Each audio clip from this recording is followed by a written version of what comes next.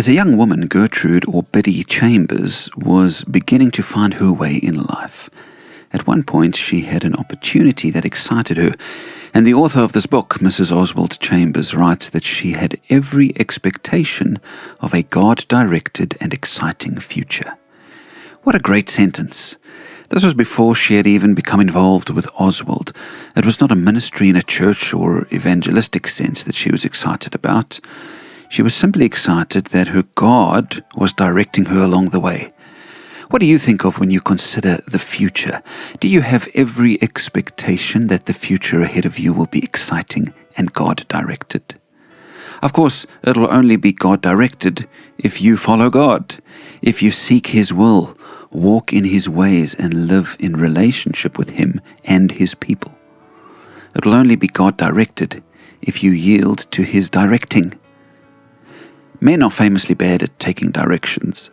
We want to figure things out ourselves, so instead of reading instructions, we'll often just try to figure out how to assemble something. Or instead of using a GPS, we'll try to find our way to a destination without help. I wonder if we do the same spiritually. We just press on without consulting God's manual, without even looking for a map marked out in front of us. But if you do seek God's ways, an exciting future lies ahead.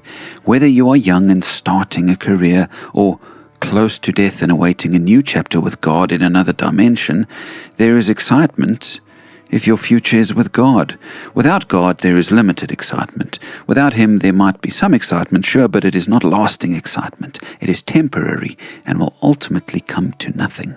In fact, in Eugene Peterson's paraphrase of the Bible, The Message, he uses some interesting wording for 2 Corinthians 3, where Paul is talking about the Old and the New Covenant. He writes, "If the government of condemnation was impressive, how about this government of affirmation?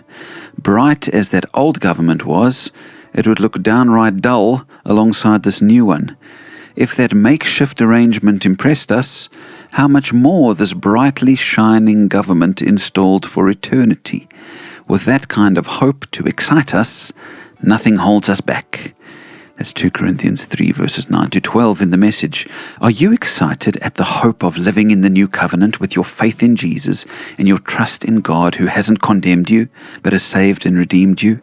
Yes, in the new covenant with Jesus at the center, we have an exciting future. Like Biddy Chambers, let's head into our day with this hope.